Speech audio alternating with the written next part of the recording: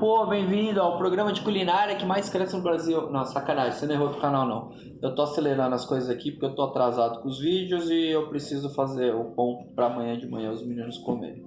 Então, você vai ter que ver eu fazendo enquanto eu cozinho aqui, tá bom? Mas o lance é o seguinte, banco de dados, tá? Falar de banco de dados relacional e não relacional. Começando pelo último. Cara, você já ouviu falar da revolução que foi esse negócio aí de criar banco de dados não relacional? Se não ouviu, você vai ouvir agora.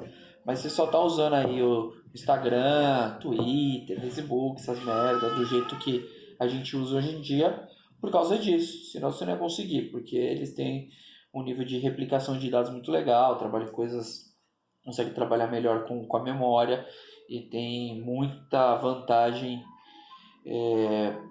para performance e replicação de dados em cima dos bancos de dados relacionais. Em contrapartida, os bancos de dados relacionais eles têm uma característica de fazer o dado ser bem íntegro, você não ter tanto risco de perder dado no meio do processo, né? E eu esqueci de pôr o sal aqui. Enquanto eu pego o sal, eu vou dar um pause porque lá vem a porra do avião. A gente tem que ser rápido aqui, porque os aviões detonam com som. Mas então, meu povo, é o seguinte. Voltando a falar do banco de dados não relacional, você tem aí todo tipo de modelo. Você tem o Mongo, né, que é super famoso. Você tem até estruturas montadas mais ou menos em cima disso, tipo um Elasticsearch da vida, que sei lá o que ele é exatamente, mas praticamente isso. Um monte de serviço hoje em dia estruturado, né, em cima do conceito dele, né? Você vê muita plataforma de e-commerce trabalhando com esse tipo de dado. E quem garante a confiabilidade, segurança e integridade nas informações são a aplicação. O banco de dados não faz isso. E o legal dele é que não tem SQL, né? Você faz queries no JavaScript, no caso do Mongo, né? Dentro do JSON, efetivamente. E esse é o grande tchan, né? O sonho de muita gente que programava aí da antiga, quando usava, sei lá, o Hibernate da vida, um JPA, era não fazer SQL.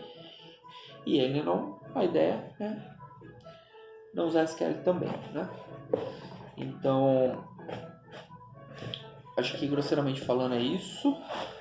Então você trabalha, por exemplo, no Mongo com collections, né? Basicamente os conceitos, você vai socando dado lá, e você põe JSON dentro de JSON, dentro de JSON, você faz estruturas mega complexas sem aquela dificuldade de ter que criar a tabela, o modelo dela, que você não pode fugir, que você compara tudo, né? Arregaça o banco, criando sequence, criando triggers e puta que pariu, foreign key, chave estrangeira, ai cara, chave composta, puta encheção de saco.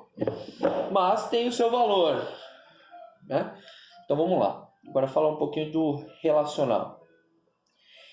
Então a grande característica dele é garantir a integridade dos seus dados, né? Então já se ganha muito dinheiro nisso, né? Você vê a Oracle, uma empresa que se plantou basicamente em cima de vender banco de dados aí por muitos anos até ela estourar e vender todo tipo de serviço e tal, RP, caralho. Mas quais são as coisas legais desse negócio? Você consegue ter estruturas mais previsíveis, então você cria uma tabela e você vai estruturando ela da forma que você entende mais adequada. Então ela tem uma questão de se o dado está 100% alinhadinho, bonitinho, né? 100% das normas normais, tende a ser rápido, né? Mas você às vezes tem dificuldade de fazer o update ou até mesmo insert quando tem muito registro, né? Normalmente quando tem muito registro, essa porra fica lenta que só o capeta. E tem muita coisa dentro de banco de dados relacional de você rodar funções, né, que são as procedures, e fazer um monte de regra de negócio no banco, que é coisa linda, assim, que eu tenho vontade de morrer quando eu vejo isso. Os DBAs de plantão aí que me perdoem, mas puta que eu pariu, eu tinha até uma época aí que nem ficar botando Java dentro do código do banco de dados. Muita coisa nojenta. Eu trabalhei, graças a Deus, só um projeto com esse tipo de coisa e não era bonito não. Mas você pode fazer, tem as suas vantagens de você fazer isso, né? Que na minha visão não tem muitas. Mas qual é o legal? Você consegue garantir colocando as chaves nas tabelas, então você sabe que aquele dado só vai existir se tiver aquele outro dado, então você não precisa ter tanta regra assim do lado da aplicação. Você pode ter algumas regras de negócio no banco. Eu sou contra isso, mas enfim, essa é a vantagem. Mas aí você tem que entender um pouquinho de árvore binária, tem várias maneiras que eles fazem as buscas, eu não vou passar muito por isso. Assim, é bem útil esse conhecimento, assim, mas, cara, não porque a gente vai fazer agora. Isso vai usar talvez poucas vezes na vida. Muitas vezes até mais por intuição do que por precisar mesmo. Puta, saber como que faz, como que é uma árvore, como que ele grava no disco, como que é o I/O disso, mas tem um monte de coisa, o negócio é extremamente complexo. São as estruturas mais complexas que tem, né? É bem complexo. Ó, já viu o choro lá do... Menino, eu vou ter que sair correndo daqui a pouco. Então, é isso. É importante você saber sobre banco de dados relacionais. Formas normais. Puta, cara. Aí tem vai até a quarta, ou sei lá, também um pouco mais. Eu caguei pra essa porra. Assim. Se tiver até a segunda, já tá de bom tamanho. Qual que é o princípio? Você coloca os dados, né? Evitar eles ficar alinhados. O que é alinhados? Tá tudo numa linha só, uma tabela só. Então, sei lá, você tem uma tabela de pessoas. Cara, aí você tem nome, CPF, RG, endereço, não sei o que. E aí você vai, 500 milhões de colunas. Ele sai pra quê? Pra você não ter 1 bilhão de colunas. Você vai ficar lento. Você vai carregar muito dado, sem necessidade. Então você põe lá, puta, qual é a chave primária? O CPF. Aí você tem lá uma tabela de endereços. Então, uma pessoa tem vários endereços. Aí qual que vai ser a chave dentro da tabela de endereços? O ID do endereço mais o CPF do cara. Isso é uma chave composta. Viu? Os caras ficam 6 meses tentando explicar isso, você não entende, agora você acabou de entender em 1 segundo. Eu sei. Sou muito bom nesse negócio, né? Ainda mais amassando pão, balangando pra todo lado. Tá uma bosta esse vídeo.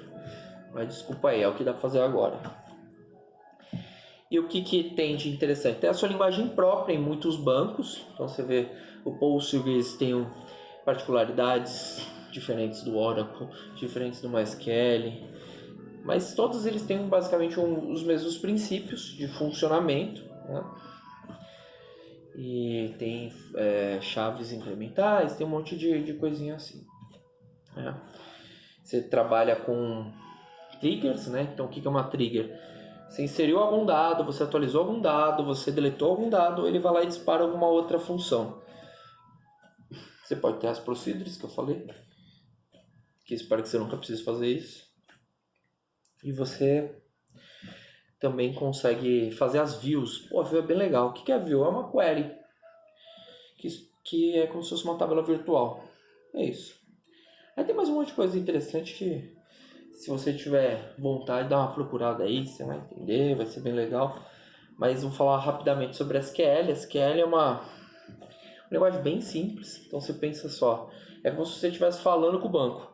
Você fala assim, cara, selecione aquelas colunas XYZ da tabela X quando tal condição for verdadeira. É isso.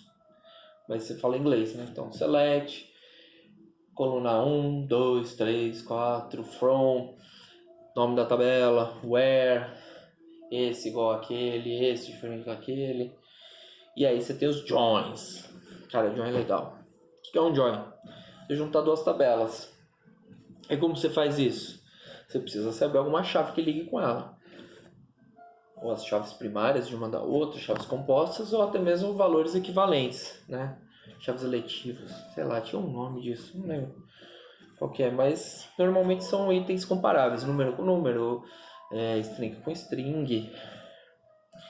Aí você tem o inner, o left, union. Cara, vai estudar isso aí, porque eu tô com saco pra falar isso, já gravei 9 minutos. Mas não sei se você vai precisar muito disso aí. Quando você precisar, dá uma estudada, mas é bem fácil você fazer esse negócio de um jeito que é o seguinte, que é o jeito que eu gosto de fazer. Põe o nome de várias tabelas e aí vírgula separado, alias, e aí você vai linkando uma com a outra. Pronto. Tem que terminar porque vai dar 10 minutos. E aí